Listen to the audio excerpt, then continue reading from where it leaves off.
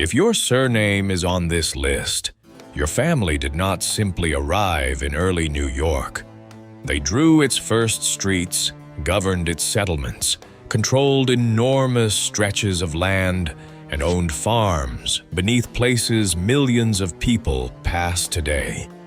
Before New York was New York, it was New Amsterdam. And each of these 10 surnames helped shape the Dutch colony that came before it, whether from Manhattan, the Hudson Valley, or an office across the Atlantic. 10 names, 10 bloodlines. By the end, you will know whether your family surveyed the city, governed it, owned it, or fought to keep it Dutch. Stay until number 1, because that surname belonged to the last man who stood between New Amsterdam and an English fleet. He wanted to fight. His own city refused. And when the Dutch flag came down, he watched the world he had ruled disappear in front of him. Number 10, Cortelyou, a name carried from France into the Dutch Republic and from there across the Atlantic. Jacques Cortelyou reached New Amsterdam during the 1650s. He was not sent to clear forests or load ships. He was trusted with the shape of the colony itself. As a surveyor, Cortelyou helped settle the boundaries that decided where farms ended, roads ran, and families could build. His work became closely connected to the Castello Plan, the remarkable map preserving New Amsterdam just before the English takeover. The fort, the canals, the shoreline, the houses behind the wall. The city disappeared, but the lines survived. Historians still use them to reconstruct Dutch Manhattan. If your surname is Cortelyou, your name is connected not merely to someone who lived in New Amsterdam. It is connected to the man who helped decide where the city would begin. The next surname belonged to a clerk who gained power under the Dutch, survived their defeat, and remained influential beneath the flag that replaced them.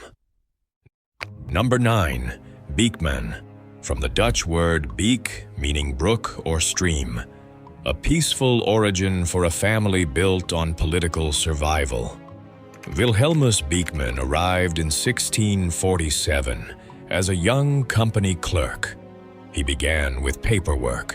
He ended with authority, trusted to govern settlements beyond Manhattan. Then, in 1664, English warships entered the harbor. New Amsterdam surrendered. New Netherland became New York. For a Dutch official, that should have ended everything. It did not. The Beekmans adapted to English rule and remained influential while their property disappeared into the expanding city. Their name stayed behind. Beekman Street, Beekman Place. New Yorkers still speak the name of a family that was already there before the city was English. If your surname is Beekman, your bloodline survived the fall of one empire by becoming useful to the next. The next name began with a company soldier. One generation later, his son governed the city. Number 8, Van Cortlandt. Olaf Stevenson van Cortlandt arrived in New Amsterdam in 1638 as a soldier for the Dutch West India Company. Soldiers guarded company property. They followed orders. They did not normally create dynasties. Van Cortlandt did. He left military service, entered trade, and turned the harbor's traffic into land, influence, and political power. Then the Dutch lost New Amsterdam. But the family did not lose New York. His son, Stephanus van Cortlandt, became the first native-born mayor of the city. The father arrived as a foreign soldier. The son governed the English city that replaced the Dutch colony. The family's estate, farther north, later gave its name to Van Cortlandt Park, one of the largest parks in New York City. If your surname is Van Cortlandt, your bloodline climbed from company service to control of the city within a single generation. Before we continue, subscribe to Surname Ledger. Every week, we follow 10 surnames through maps, records, fortunes, wars, and the places those families left behind. Because sometimes your oldest family record is the name you carry. The next surname began beside the Hudson River. More than a century later, that same family fought the British Crown and married into the man who built America's financial system. Number 7. Schuyler. Schuyler. Pronounced Schuyler. Philip Peterson. Schuyler settled near Rensselaerswyck during the middle of the 17th century. That placed the family beside the most valuable artery in Dutch North America, the Hudson River. Furs moved south, European goods moved north. The families controlling that trade accumulated land, money, and influence. The Schuylers became one of the most powerful, but their real strength was survival. Dutch rule ended. The family remained. British rule replaced it. The family remained. Then the American Revolution began, and General Philip Schuyler became a senior commander in the Continental Army. A family that had prospered inside a Dutch trading colony was now fighting to remove British power from New York. His daughter Elizabeth later married Alexander Hamilton. That marriage connected one of New York's oldest Dutch families to the man who designed much of the new nation's financial system.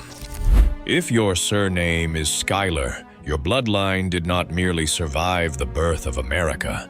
It married into the man who helped finance it. The next surname began with a young laborer who owned almost nothing. The house connected to his family outlived the colony around it. Number 6. Wyckoff. Before it became an American surname, there was Peter Claesen. He arrived in New Netherland during the 1630s as a young laborer. No land, no office, no fortune. He began close to the bottom of colonial society, working at Rensselaerswyck before moving to what is now Brooklyn. There, his family became associated with a farmhouse built during the Dutch colonial period. That house still stands. The Wyckoff House is generally recognized as the oldest surviving building in New York City. It outlived Dutch rule, English conquest, the American Revolution, and the rise of Brooklyn. Everything changed around it. The house remained. For most colonial families, their earliest American world survives only in K. For the Wyckoffs, part of it can still be entered through a door. If your surname is Wyckoff, your bloodline began with a man who had almost nothing and left behind the oldest surviving home in New York. The next surname belonged to a man who controlled an enormous American territory from Amsterdam. He never saw the land. He still managed to rule it. Number 5. Van Rensselaer Kiliaen. Van Rensselaer was an Amsterdam merchant. He was not an explorer or a farmer, and he never crossed the Atlantic. Yet in 1630, he founded Rensselaerswyck along the Hudson River under the Dutch patroon system. The arrangement gave wealthy investors control over vast estates if they financed settlement. Van Rensselaer did exactly that. Rensselaerswyck grew into a private domain of farms, mills, and tenant families working land they did not own. all controlled by a man thousands of miles away. That was the power of the name. The Van Rensselaers did not simply settle New Netherland. They attempted to recreate a European landed dynasty inside America. Dutch rule fell in 1664. The estate and its power over tenants survived for generations. If your surname is Van Rensselaer, your bloodline once controlled a piece of America larger than some states, without its founder ever setting foot there. The next surname carried something English conquest failed to erase. Not land, not money, a language. More than a century after New Amsterdam disappeared, that language entered the White House. Number 4, Van Buren.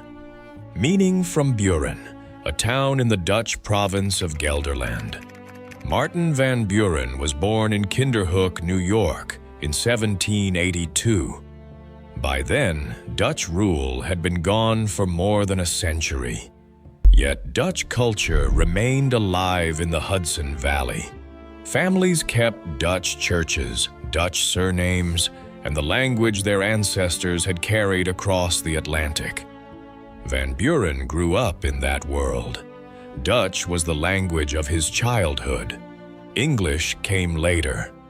In 1837, he became the 8th President of the United States and remains the only American president whose first language was not English.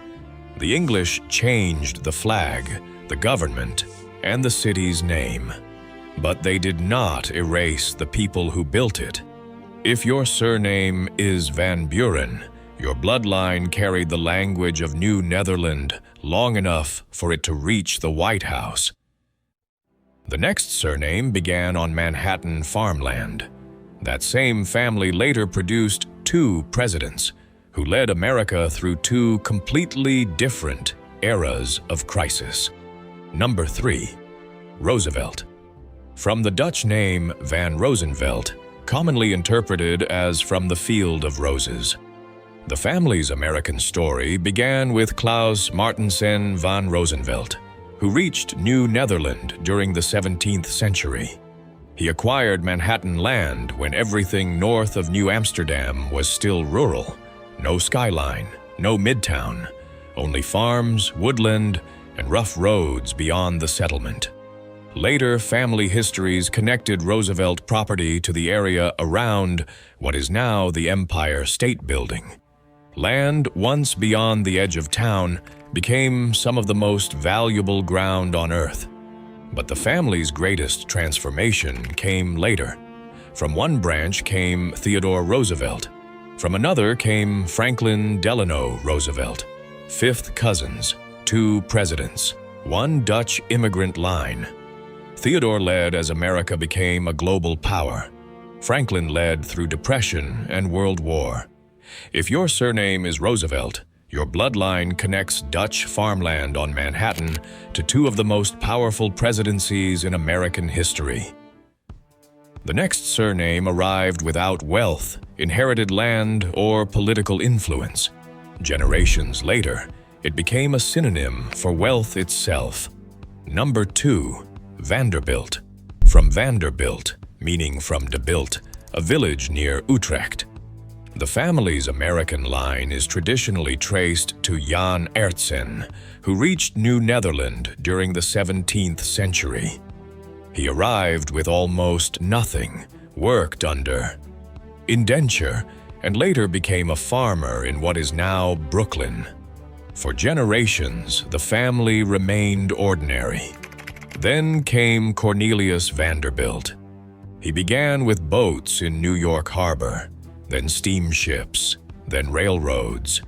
Each time America changed how it moved, Vanderbilt controlled the route. By the time he died in 1877, he had built one of the largest private fortunes in the world. The immigrant surname became attached to mansions, universities, railroads, and unimaginable wealth. If your surname is Vanderbilt, your bloodline began with a man working to repay his passage and ended with a family rich enough to reshape America. Which brings us to number 1. The man who ruled New Amsterdam until an English fleet entered the harbor and demanded surrender. He wanted to fight. His own people stopped him. Number 1. Stuyvesant Peter Stuyvesant arrived in New Amsterdam in 1647 as Director General of New Netherland. He came with authority from the Dutch West India Company, and he came with a wooden leg. Stuyvesant had lost his right leg to a cannonball in the Caribbean. Its metal-banded replacement made him unforgettable. He governed for 17 years, strictly, sometimes ruthlessly. He improved roads, strengthened defenses, and expanded the settlement. A barrier stood near the street later known as Wall Street. But everything he built rested on one weakness. The colony was difficult to defend. In 1664, English warships entered the harbor. Their commanders demanded surrender. Stuyvesant refused. He believed giving up the colony without a fight would be an act of disgrace. Then the people around him turned against him. Merchants feared their warehouses would burn. Families feared losing their homes. And the settlement lacked the soldiers and ammunition to survive. Stuyvesant wanted resistance. New Amsterdam wanted survival. He stood ready to defend the colony. The colony was not ready to defend itself. The city surrendered without a major battle. The Dutch flag came down. The English flag went up. New Amsterdam became New York. Stuyvesant watched the world he had governed disappear while he was still alive, but the English failed to erase his name. Stuyvesant Street, Stuyvesant Town, Stuyvesant High School. If your name is Stuyvesant, your bloodline stood at the exact moment one city died and another took its place. He lost New Amsterdam. New York never managed to lose him. 10 surnames. 10 paths through more than 2 centuries of Dutch New York and the America that grew from it. A surveyor who drew the city. A clerk who survived a change of empire. A soldier whose son became mayor. A Hudson River dynasty that fought the British and married into Alexander Hamilton. A laborer whose house outlived the colony. A merchant who controlled American land he never saw. A Dutch-speaking child who reached the White House. A farming family that produced 2 presidents. An immigrant worker whose descendants became unimaginably rich, and one governor who tried to stop New Amsterdam from becoming New York.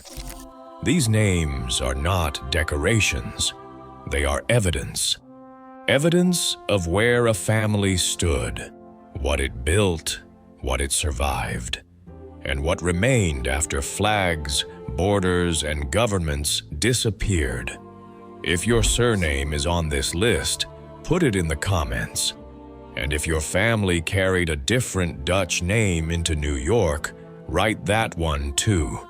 Because the records may be scattered across oceans, churches, maps, and courthouse archives. But the name survived in one place, with you. Subscribe to Surname Ledger. Every week we trace 10 more surnames through the history hidden inside them. The next name may be yours.